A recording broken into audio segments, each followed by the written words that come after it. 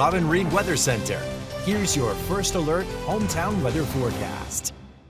Let's do a quick check back throughout the month of August. Hey, if you thought it was cool, you were right. In fact, downright cold, and not only cold, but the coldest in recorded history for Danville. It's high in Roanoke, the 4th coldest in Lynchburg, and the 9th coldest in Blacksburg. We had a lot of days with high temperatures into the 70s, and that's where we find ourselves again this afternoon. High pressure is just off to the east, so it's on our side, and that means dry conditions prevailing. Cold front's almost off the screen, but it's going to be slipping its way through the upper Midwest and then down into the Ohio Valley as we go into Wednesday and Thursday. Out ahead of that, we'll start to see a return of some moisture and eventually some wet weather. Not really following any showers right now. First alert Doppler is on the quiet side, and another gorgeous afternoon again underway. Temperature-wise, mid to upper 70s for most, perhaps a few degrees cooler than that. Northbound mountain communities and then back to the west toward Interstate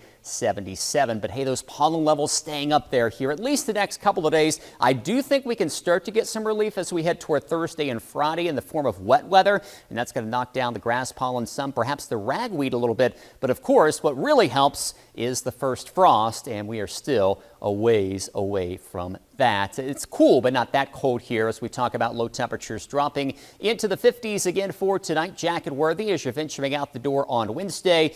Could see a couple of showers approach I-77 as we work our way toward the midday hours, and potentially a few of those could slide their way east into the Roanoke Valley and south side. I think most spots are going to be dry, though. Temperatures in the south side warming into the 80s. Here's a setup as we work our way into Wednesday, and you can start to see a little bit more green, mainly along and west of Interstate 81, but our chances will increase further as we go into Thursday, and a cold front is on the doorstep, and you start to see that green increasing as we work our way throughout the afternoon and into the evening time frame. I think most of the wet weather's out of the way here for the Sunflower Fest going on at Buchanan later on this week in toward this upcoming weekend. Still can't rule out a stray shower, but otherwise temperatures actually warming back into the mid 80s. Tropics quiet right now. Do anticipate this to become a name system as we go through the next couple of days, not impacting land as we work our way throughout the middle to latter portion of the week. Plenty of time to watch that, of course. In fact, we're nearing the peak of the Atlantic hurricane season. That's actually coming up here